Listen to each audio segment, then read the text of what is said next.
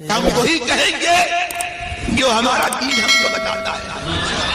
عمل کرو تو تمہارا بھلا ہے، نہیں کوئی عمل کرے تو نقصان ہمارا نہیں ہے، اسی کا نقصان.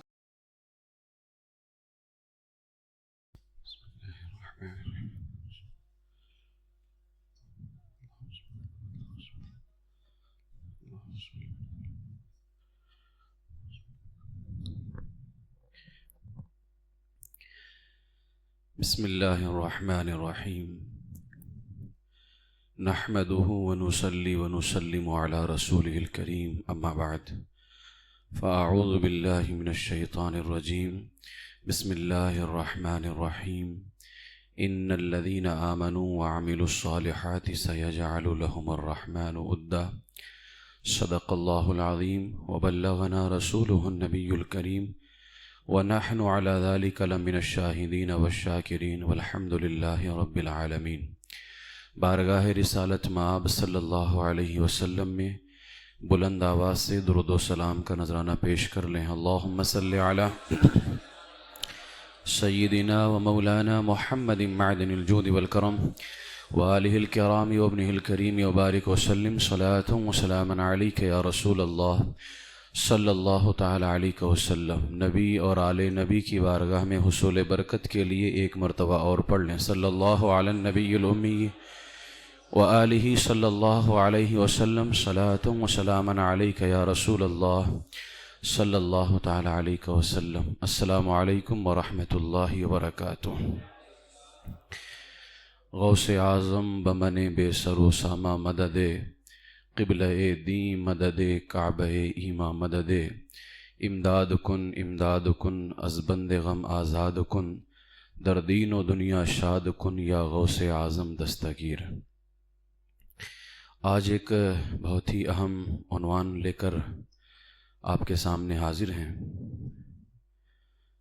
نماز غوثیہ کے حوالے سے کچھ اہم باتیں آپ کے سامنے پیش کرنی ہیں.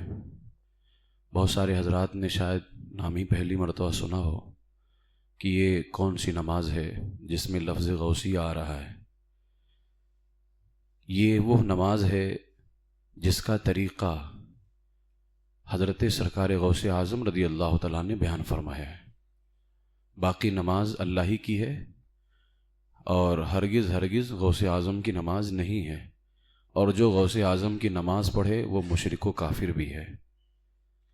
اس کو غوثیہ کی نسبت دیتے ہوئے نماز غوثیہ صرف اس لیے کہا جاتا ہے کہ اس نماز کا طریقہ سرکار غوث اعظم رضی اللہ تعالیٰ نے بیان فرمایا ہے بس، ورنہ عبادت کس کی ہے؟ اللہ ہی کی ہے. جو کسی اور کی عبادت کرے وہ کافر و مشرک ہے. اس حوالے سے میں امام اہل سنت سیدی سرکار اعلیٰ حضرت علیہ الرحمہ کی کتاب فتاوی رضویہ شریف میں 7ویں جلد کے اندر اعلیٰ حضرت نے 2 رسالے بیان کیے صرف نماز غوثیہ کے حوالے سے. اس کو صلاۃ الاسرار بھی کہا جاتا ہے، رازوں کی نماز. سر کا معنی ہے راز، اسی کی جمع ہے اسرار. صلاۃ الاسرار یعنی رازوں کی نماز. تو اسی کو صلاۃ غوثیہ یعنی نماز غوثیہ کو صلاۃ الاسرار بھی کہا جاتا ہے. امام اہل سنت اعلیٰ حضرت علیہ الرحمہ نے فتاوی رضویہ کی 7ویں جلد میں اب وہ ایک سوال اعلیٰ حضرت کی بارگاہ میں پیش کیا گیا، اس پر اعلیٰ حضرت علیہ الرحمہ نے ایک پورا جواب عطا فرمایا. پھر 2 رسالے لکھے اعلیٰ حضرت نے. ایک رسالے کا نام ہے انہار الانوار من یم صلاۃ الاسرار. انہار نہریں، اور انوار معلوم ہے نور کی جمع انوار ہے. یم کہتے ہیں پانی کو. انہار الانوار من یم صلاۃ الاسرار، صلاۃ الاسرار کے پانی سے نور کی بہتی ہوئی نہریں. کتنا خوبصورت نام امام اہل سنت نے رکھا، صلاۃ الاسرار کے پانی سے نور کی بہتی ہوئی نہریں. ایک رسالہ یہ لکھا. اس کے بعد ایک رسالہ اور لکھا ازہار الانوار من سبا صلاۃ الاسرار.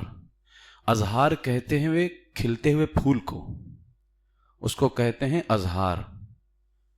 اور صبا کہتے ہیں وہ ہوا جو پورب کی طرف سے چلتی ہے، جو اکثر پچھلی رات میں چلا کرتی ہے.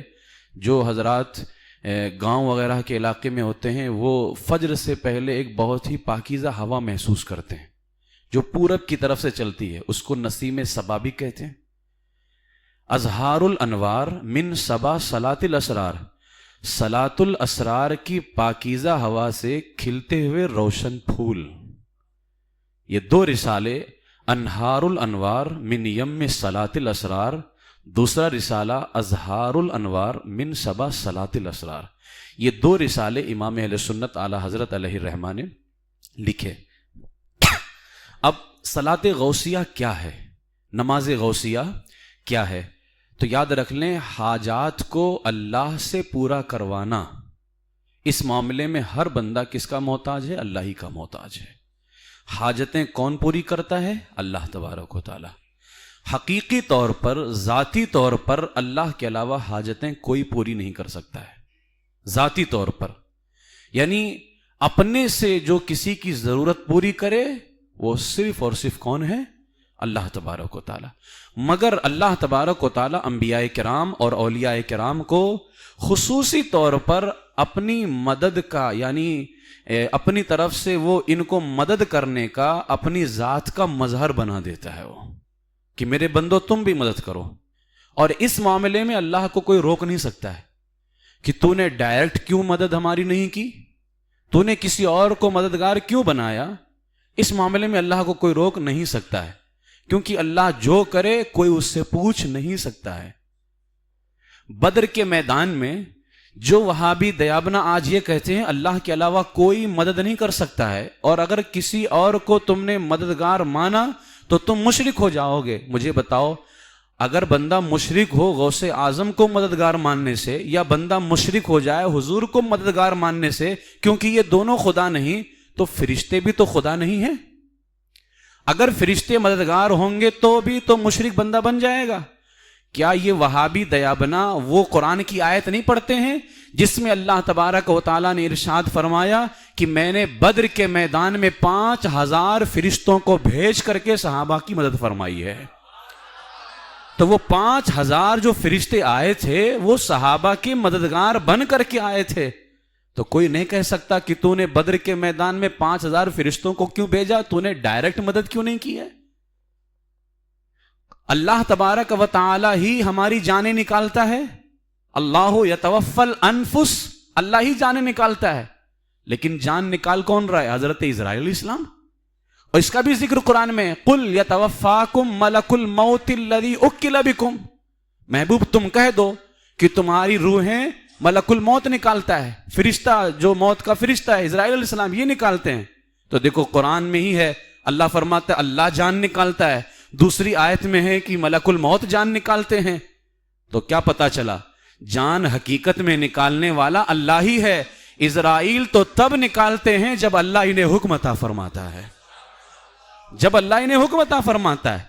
تو غوث اعظم مدد کرتے ہیں کب؟ جب اللہ حکم عطا کرتا ہے، اور اللہ مدد کرتا ہے بغیر کسی کے حکم کے، وہ کسی کے حکم کا جو ہے محتاج نہیں ہے وہ۔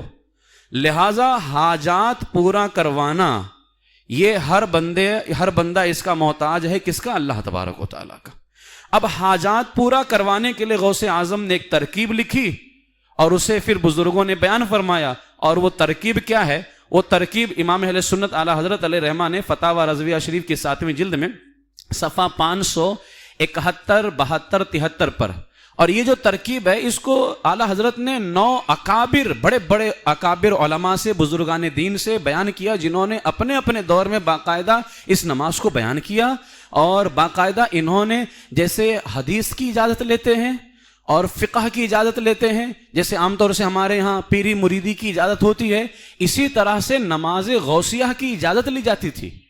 یہ نماز غوثیہ بہت اہم نماز ہے، اس کی اجازت لی جاتی تھی، اور اس کے بیان کرنے والے حضرت امام شتنوفی علیہ الرحمہ بہجت الاسرار کے اندر بیان کیا، شیخ عبدالحق محدث دہلوی ہندوستان کے پہلے محدث زبدۃ الآثار کے اندر بیان کیا۔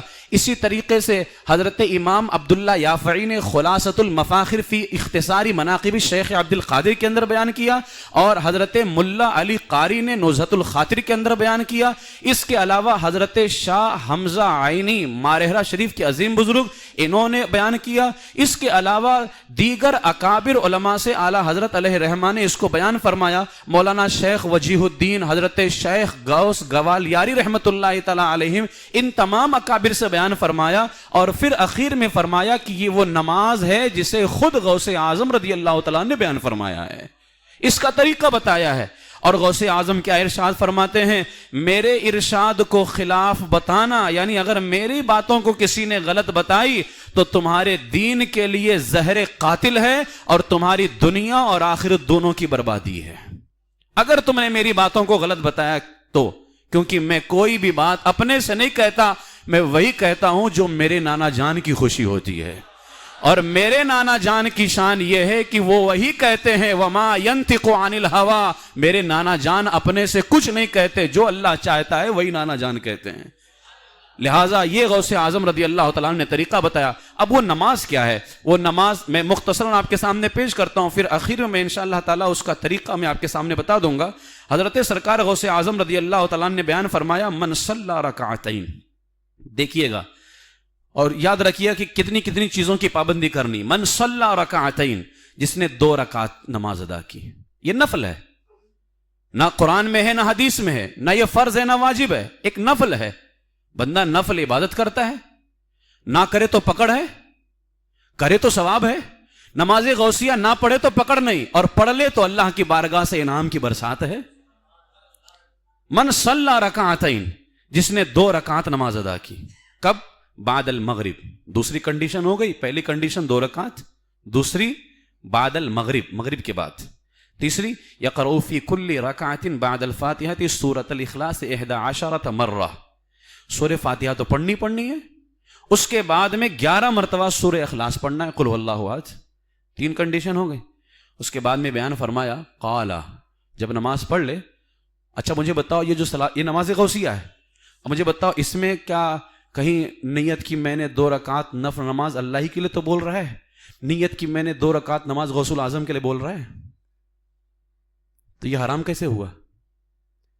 نیت باندھنے کے بعد ثنائی تو پڑھا کہ یا شیخ عبد القادر جیلانی شیخ المدد پڑھ رہا ہے، سورہ فاتحہ ہی تو پڑھا کہ چہل کاف شریف پڑھ رہا ہے، قرآن کی سورتیں تو پڑھا نا، قل هو اللہ احد۔ تو یہ غوث الاعظم کی عبادت کیسے ہو گئی؟ یہی سارے کام تو دوسری نمازوں میں ہوتے ہیں، بس فرق یہ ہے کہ کچھ فرض ہیں کچھ واجب ہے، یہ نفل نماز ہے۔ جب بندہ نماز سے فارغ ہو جائے تو سرکار غوث اعظم نے فرمایا، ثم یصلی علی رسول اللہ صلی اللہ علیہ وسلم بعد السلام ویسلم علیہ، پھر وہ میرے نانا جان پر بیٹھ کر کے درود و سلام پیش کرے۔ یہ بھی جائز ہی ہے نا، اب ان کے ہاں تو ناجائز ہے۔ تو چوتھی چیز، پہلی 2 رکعت ہو، تیسری نماز مغرب کے بعد ہو، دوسری نماز مغرب کے بعد ہو، تیسری کنڈیشن سورہ فاتحہ کے بعد 11 مرتبہ قل هو اللہ دونوں رکعت میں، اور چوتھی چیز کیا؟ جب سلام پھیر لے تو میرے نانا جان پر درود و سلام پڑھے۔ 5ویں کنڈیشن وَيَذْكُرُ فِي وَيَذْكُرُنِي، جب میرے نانا جان کو بھی یاد کر لے، اب مجھ عبد القادر کو یاد کرے ہو۔ اللہ کے ولیوں کا ذکر کرنا کوئی حرام کام ہے؟ نماز میں تو نہیں تھا نا، یا شیخ عبد القادر جیلانی نماز میں نہیں تھے، نماز کے بعد وظیفہ ہے یہ، وَيَذْكُرُنِي، مجھے یاد کرے۔ 5ویں کنڈیشن، پھر فرمایا اب کھڑا ہو جائے، ثم يخطو الى جهة العراق 11 خطوة، یہ مدینہ شریف ادھر ہے، اور جب ہم داہنی طرف اپنا جو ہمارا رائٹ ہینڈ ہوتا ہے، یہ ان دونوں کے درمیان میں یہ بغداد شریف کا رخ ہے۔ ثم يخطو الى جهة العراق، اب عراق کی جانب 11 قدم چلے، وہ عراق کی جانب کتنے قدم چلے؟ 11 قدم چلے۔ وَيَذْكُرُ اسْمِي، 6ٹھی کنڈیشن ہے عراق کی جانب 11 قدم چلنا، اور 7ویں کنڈیشن ہے وَيَذْكُرُ اسْمِي، اور میرے نام کو ذکر کرے، وہ میرا نام لے۔ 7ویں کنڈیشن ہے وَيَذْكُرُ حَاجَتَهُ، اور اپنی حاجتوں کو یاد کرے، اپنی ضرورتوں کو یاد کرے۔ یہ 7 کنڈیشن پوری کرے تو غوث اعظم فرماتے فَإِنَّهَا تُقْضَى، فی فضل اللہ و کرمہ.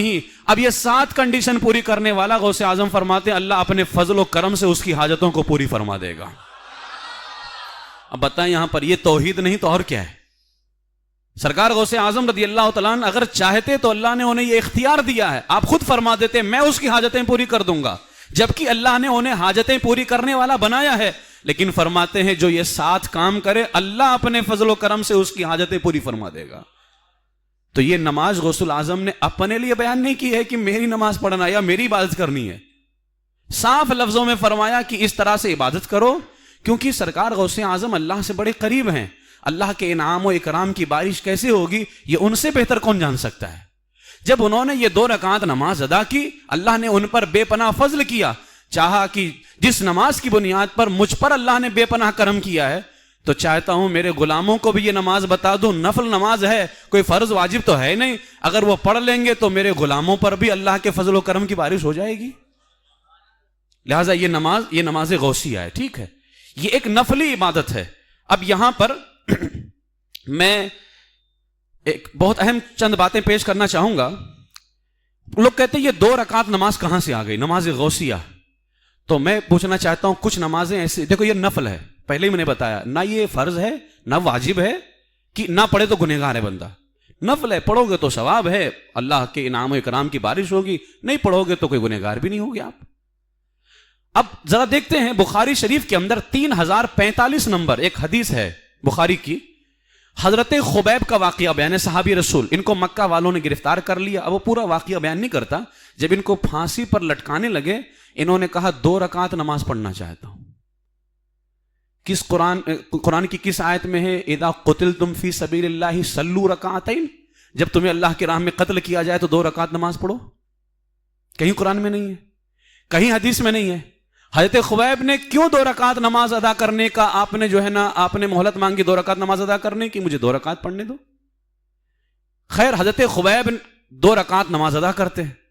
اب امام بخاری رضی اللہ تعالیٰ نے اس 2 رکعت نماز کو بدعت نہیں کہا کہ کہیں نہ قرآن میں ذکر کہ جب تمہیں قتل کیا جائے تو 2 رکعت پڑھو, کہیں پر بھی نہیں ہے.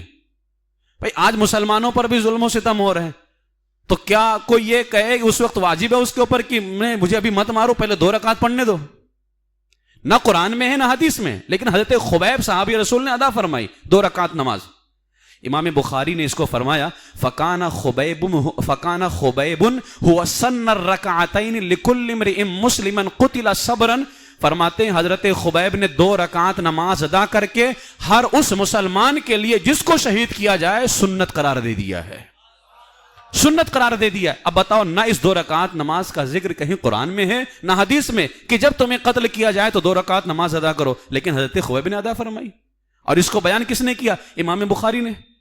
تو اب بیان وہی کر سکتا ہے جس کو بدعت فوبیا نہ ہو, وہابی فوبیا نہ ہو. جیسے آج اسلامو فوبیا کا جو ہے بڑا ڈرامہ چل رہا ہے, اسلام ایک ڈینجر ہے, اسلامو فوبیا. تو ایسے ہی آج اس کو حرام وہی نہیں مانے گا جس کو بدعت فوبیا نہ ہو, کیونکہ جس کو بدعت کا ڈینجر مرض لگ جائے نا وہی حرام مانتا ہے, جس کو وہابی کا مرض لگ جائے وہی اس کو حرام مانتا ہے. تو اگر بندہ بدعت فوبیا سے اور وہابی فوبیا سے پاک و صاف ہے تو وہ اس 2 رکعت نماز کو حرام نہیں کہے گا. تو جس طرح اس کو حرام نہیں کہے گا اسی طرح نماز غوثیہ کو بھی حرام نہیں کہے گا, کیونکہ وہاں بھی اللہ کی عبادت ہو رہی ہے, یہاں بھی اللہ ہی کی عبادت ہو رہی ہے. اب امام بخاری نے ایک نماز ادا کی ہے, نماز عشق. پہلی مرتبہ سنا ہے نماز عشق, یہ کون سی نماز ہے؟ امام بخاری کے حوالے سے آتا ہے 16 سال میں امام بخاری نے بخاری شریف کو لکھا, کئی ہزار حدیثیں ہیں. فتح الباری شرح صحیح البخاری کے مقدمے کے اندر ہے, امام بخاری فرماتے ہیں ما کتبت فی کتاب الصحیح حدیثا, میں نے اپنی صحیح بخاری کے اندر کوئی حدیث نہیں لکھی. یعنی میں جب بھی کوئی حدیث لکھنا چاہتا, جانتے ہو میں کیا کرتا تھا؟ الا اغتسلت قبل ذالک, حدیث کو لکھنے سے پہلے میں غسل کرتا تھا. اور دوسرا کام کیا کرتا تھا؟ وصلیت رکعتین, 2 رکعت نماز ادا کرتا تھا. یہ کس قرآن کی کس آیت میں ہے کہ حدیث لکھنا ہو تو 2 رکعت نماز ادا کرو, غسل کرو؟ 2 کام کرتے تھے. اچھا صدیق اکبر نے بھی تو حدیث لکھی. آج کل لوگ یہ بھی کہتے ہیں محفل میلاد کی جب بات آتی ہے, عید میلاد النبی, صحابہ نے نہیں منایا تھا تم مناتے ہو, تو صحابہ سے زیادہ محبت کرنے والے ہو تم حضور سے. تو صدیق اکبر نے حدیث پاک لکھی تھی کہ نہیں لکھی تھی؟ بھائی بغیر صحابہ کے لکھے تو امام بخاری تک نہیں پہنچی نا، صحابہ نے لکھا تبھی تو امام بخاری تک پہنچی.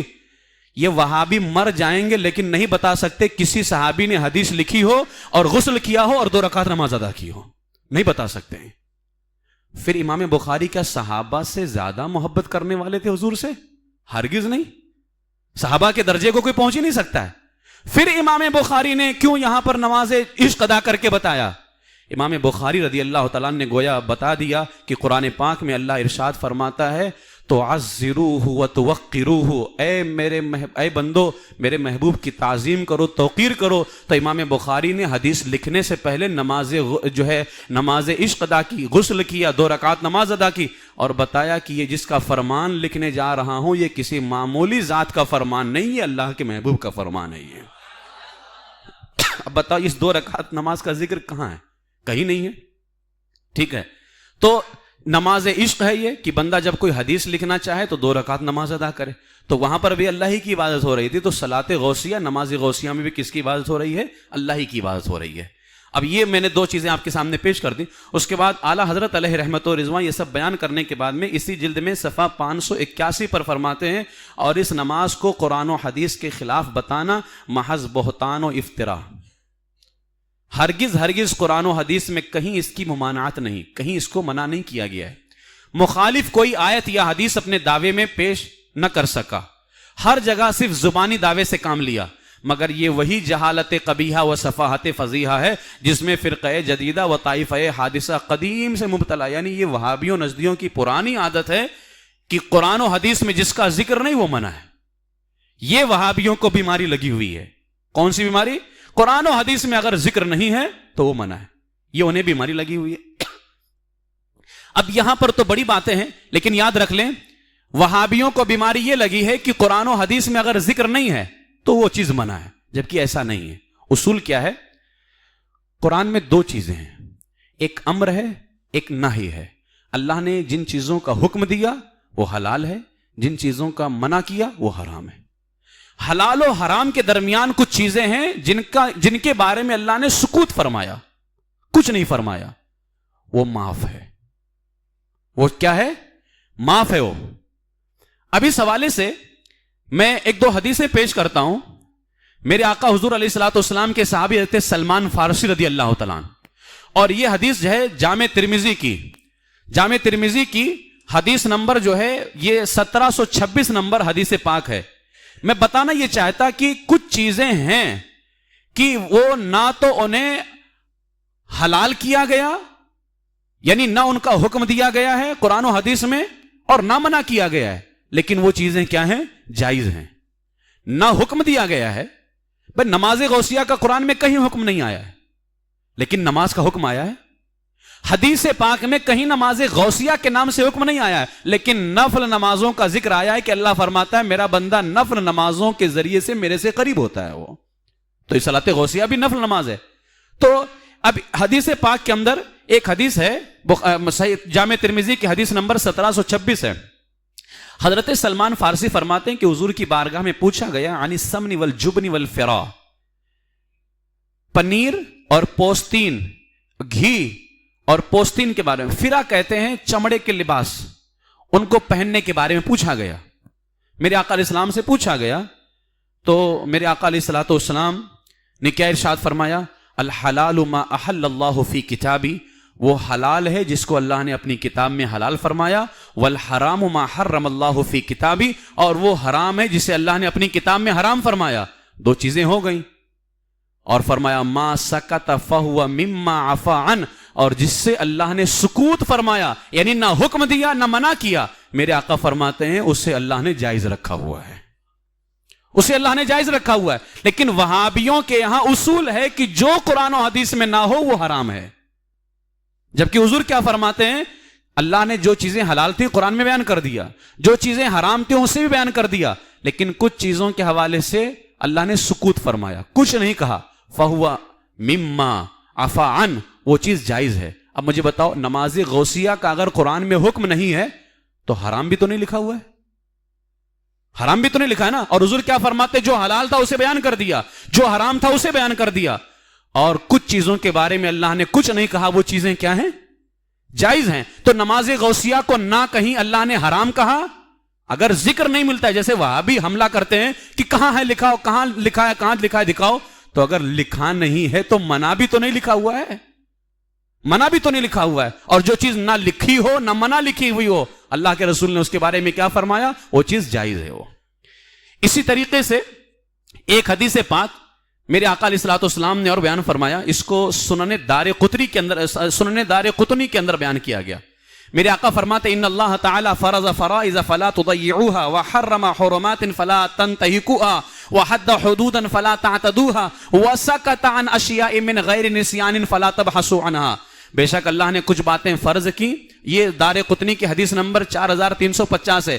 اللہ تعالیٰ نے کچھ باتیں فرض کی, انہیں ہاتھ سے نہ دو, اور کچھ حرام فرمائیں, ان کی حرمت نہ توڑو, اور کچھ حدیں باندھی, ان سے آگے نہ بڑھو, اور کچھ چیزوں سے وسکت عن اشیاء من غیر نسیان, اور کچھ چیزوں سے بغیر بھولے خاموش ہو گیا. یعنی ایسا نہیں کہ معاذ اللہ کسی کے ذہن میں بات آ جائے اللہ نے اس کو بیان کرنا تھا یہ حرام ہے, لیکن معاذ اللہ بھول گیا بیان کرنا. یعنی کسی کے ذہن میں بات آ جائے کہ نہیں اس کا بھی بیان ہونا تھا کہ یہ حلال ہے یا حرام ہے, لیکن اللہ بھول گیا, معاذ اللہ سے بار معاذ اللہ. تو میرے آقا فرماتے ہیں سنو, کچھ چیزوں کو جو اللہ نے بیان نہیں فرمایا نا, یہ بغیر نسیان کے, ایسا نہیں کہ اللہ بھول گیا, اللہ تعالیٰ جانتا تھا لیکن اللہ نے بیان نہیں کیا. تو میرے آقا فرماتے ہیں فلا تبحثوا عنہا, ان چیزوں کے بارے میں بحث نہ کرو, ان چیزوں کے بارے میں کیا نہ کرو, بحث نہ کرو. یہ میرے آقا علیہ السلام نے بیان فرمایا. اسی طریقے سے بخاری کے اندر, مسلم میں, نسائی میں, ابن ماجہ میں یہ حدیث ہے. مسلم کی حدیث نمبر ہے 1337. میرے آقا حضور سید عالم صلی اللہ تعالی علیہ وسلم کی بارگاہ میں حضرت ابو ہریرہ اس کو بیان فرماتے ہیں کہ حضور نے خطبہ دیا. کیا خطبہ دیا؟ ایھا الناس قد فرض اللہ علیکم الحج, اے لوگو تم پر حج فرض کیا گیا, فحجوا, تو حج کرو. حضور نے فرمایا حج کرو. اب ایک صحابی کھڑے ہو گئے, فقال رجل اکل عام یا رسول اللہ, کیا ہر سال حج کرنا ہے؟ اب دیکھو حضور نے صرف حج کا حکم دیا ہے, ایک صحابی کھڑے ہو کہا یا رسول اللہ ہر سال حج کرنا ہے, فسکت, حضور خاموش رہے. وہ خاموش رہیں تو بھی رحمت ہے, بولیں تو بھی رحمت ہے, ورنہ وہابی فوبیا ہو جائے تو کہے گا معلوم نہیں تھا اس لیے خاموش تھے. وہ خاموش رہیں تو بھی رحمت ہے, بول دیں تو بھی رحمت ہے. حضور خاموش رہے. حتی قالها ثلاثا, یہاں تک کہ 3 مرتبہ انہوں نے پوچھا یا رسول اللہ کیا ہر سال حج کرنا ہے؟ جب تیسری مرتبہ کہا نا, فقال رسول اللہ صلی اللہ علیہ وسلم, اللہ کے رسول نے فرمایا لو قلت, اب ذرا پاور دیکھنا مصطفیٰ کا کیا ہے. فرمایا لو قلت نعم, تم نے 3 مرتبہ پوچھا, اگر میں ہاں کر دیتا, نعم صرف ایک لفظ کہنا تھا, ہاں, صرف یہ لفظ کہنا تھا ہاں, اگر میں ہاں کر دیتا, حضور فرماتے لو وجبت, ہر سال حج فرض کر دیا جاتا, ہر سال, صرف نام بڑھانا تھا بس. اب بتاؤ خاموش رہ کر کے امت پہ کتنا کرم فرمایا ہے, لیکن وہ خاموش رہیں تو وہ بھی کہتا معلوم نہیں تھا معاذ اللہ رب العالمین. فرماتے اگر میں ہاں کہہ دیتا تو ہر سال حج فرض ہو جاتا, اور پھر فرماتے لما استطعتم, میرے غلاموں تم اس کی طاقت نہیں رکھتے طاقت, اس لیے میں نے ہاں نہیں کہا. اب اندازہ لگائیں یہاں پر میرے آقا علیہ الصلوۃ والسلام کو اللہ تبارک و تعالیٰ نے کتنا پاور اور کتنا اختیار عطا فرمایا. اچھا کیا لوح محفوظ میں ساری چیزیں تو لکھی ہوئی تھی نا, اب ایک سال میں جو نا زندگی میں ایک بار حج کرنا ہے یا ہر سال حج کرنا ہے, یہ ساری باتیں تو لوح محفوظ میں لکھی ہوں گی, ساری باتیں لکھی ہوں گی. اگر ایک زندگی میں ایک بار حج کرنا ہو وہ بھی لکھا ہوگا, ہر سال حج کرنا ہو وہ بھی لکھا ہوگا. اگر ایک بار لکھا ہوگا تو حضور علیہ الصلوۃ والسلام پہلے ہی کہہ دیتے ایک بار کرنا ہے. یہ کیوں فرمایا اگر ہاں کہہ دیتا تو ہر سال کرنا پڑتا, اور اگر ہر سال لکھا ہوا ہوگا لوح محفوظ میں تو حضور علیہ الصلوۃ والسلام تو شروع میں کہہ دیتے کہ ہر سال کرنا ہے. لوح محفوظ میں آخر کیا لکھا ہوا تھا؟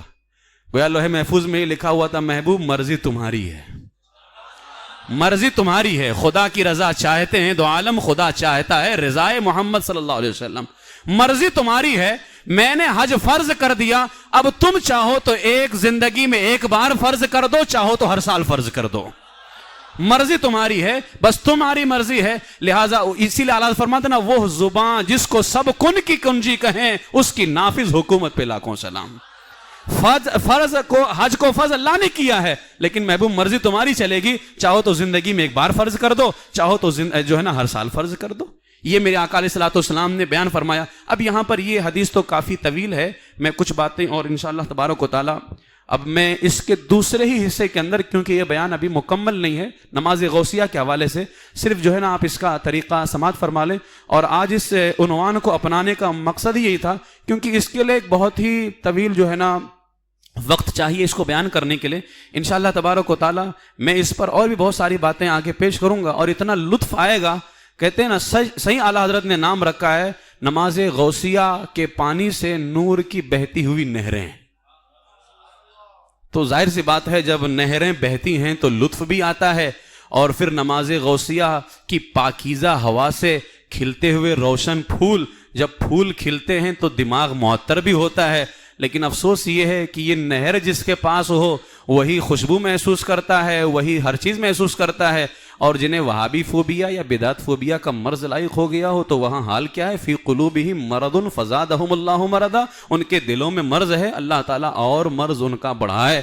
ٹھیک ہے, لہٰذا امام اہل سنت اعلیٰ حضرت علیہ رحمت و رضوان نے اس نماز کے بارے میں جو تحقیق ہمارے سامنے پیش کی ہے, یہ سارا کرم امام احمد رضا کا ہے. یہ سارا کرم امام احمد رضا کا ہے. اللہ تبارک و تعالیٰ سیدی اعلیٰ حضرت علیہ الرحمہ کے مرقد نور پر رحمت و انوار کی بارش فرمائے.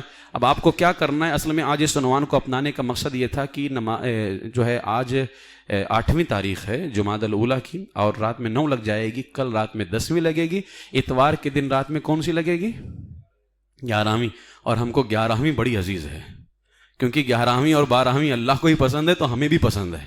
11ویں بڑی عزیز ہے. الحمدللہ ہماری مسجد میں تو ہر مہینے جو ہے ختم قادریہ شریف کا اہتمام ہوتا ہے نماز مغرب کے بعد. اب میں چاہتا ہوں کہ ہر مہینے آپ کو ایک کام اور کرنا ہے. کیا کرنا ہے؟ نماز مغرب ادا کر لیں, اس کے بعد سنت نفل پڑھتے ہی ہیں, 2 رکعات نماز صلاۃ الغوثیہ پڑھ کر کے ختم قادریہ میں شامل ہونا ہے. ٹھیک ہے, اب طریقہ اس کا کیا ہوگا؟ سب سے پہلے آپ 2 رکعت نماز صلاۃ الغوثیہ پڑھیں. نیت کی میں نے 2 رکعت نماز صلاۃ الغوثیہ کی, نفل ہے, اللہ ہی کے لیے ہے. ٹھیک ہے, کس کے لیے ہے؟ اللہ ہی کے لیے. اس کے بعد میں نماز جب آپ جو ہے نا نماز میں چلے جائیں, وہی صحیح جیسے نفل نماز پڑھتے ہیں, ثنا پڑھیں, اعوذ باللہ بسم اللہ پڑھیں, سورہ فاتحہ شریف پڑھ لیں. پہلی رکعت میں 11 مرتبہ قل اللہ شریف, دوسری رکعت میں 11 مرتبہ قل اللہ شریف پڑھیں. ٹھیک, اس کے بعد میں جب سلام ولام پھیر دیں آپ پھر بیٹھ جائیں, 11 مرتبہ درود غوثیہ پڑھ لیں, یا جو درود شریف یاد ہو پڑھ لیں. ٹھیک ہے, حضور کا ذکر کرنا نا, حضور کو یاد کرنا نا, صلاۃ و سلام. سرکار غوث پاک نے فرمایا نا میرے نانا جان پہ درود و سلام بھیجے, تو 11 مرتبہ آپ کیا کر لیں؟ درود و سلام پیش کر لیں. اس کے بعد میں 11 مرتبہ کہیں یا رسول اللہ یا نبی اللہ, سب لوگ کہیں یا رسول اللہ یا نبی اللہ اغثنی وامددنی فی قضاء حاجتی یا قاضی الحاجات. یہ کتنی مرتبہ کہنا ہے؟ 11 مرتبہ کہنا ہے. پھر کھڑا ہو جائے, عراق کی جانب 11 قدم چلے. اب نماز مغرب کے بعد ہمارے لیے چلنا پاسبل نہیں ہے, تو میں نے پہلے کہا نا یہ فرض ہے نہ واجب ہے. بیٹھے بیٹھے ادھر منہ کرے بغداد شریف کی طرف اور 11 مرتبہ کہہ دے یا غوث الثقلین و یا کریم الطرفین اغثنی وامددنی فی قضاء حاجتی یا قاضی الحاجات. یہ پڑھنے کے بعد میں وہیں دعا کرنا ہے, جو بھی اللہ کی بارگاہ میں دعا کریں اللہ تعالیٰ تمہاری حاجتوں کو پوری فرمائے گا. اس کو پڑھا کریں. ٹھیک ہے, یہ بہت اہم ہے. اللہ تبارک و تعالیٰ اس کی برکتیں سب کو عطا فرمائے, اور حضرت سرکار غوث پاک رضی اللہ تعالیٰ عنہ کا صدقہ اللہ تعالیٰ تمام کو نصیب فرمائے, ایمان پر زندہ رکھے اور ایمان ہی پر ہمارا خاتمہ بالخیر فرمائے. پرسوں اتوار کے دن نماز مغرب کے بعد ختم قادریہ شریف ہے, آپ تمام حضرات کو ضرور تشریف لانا ہے. لائیں گے انشاءاللہ تعالیٰ. پانی کا بوٹل اور ساتھ میں جو ہے نا تیل رکھیے گا, اور میں نے پہلے بھی کہا تھا کہ جب بھی آیا کریں تو پانی کا بوٹل اور تیل ساتھ ملایا کریں. بڑی برکت ہوتی ہے. پڑھنے کے بعد آپ لوگوں سے دم کروا لیں, اس گنہگار سے دم کروا لیں, خود دم کر لیں, اللہ تبارک و تعالیٰ اس میں برکت پیدا فرمائے گا. ٹھیک ہے, تو پانی کا بوٹل اور جو ہے نا تیل ساتھ میں لے کر کے آنے کا ہے. وآخر دعوایا ان الحمد للہ رب العالمین.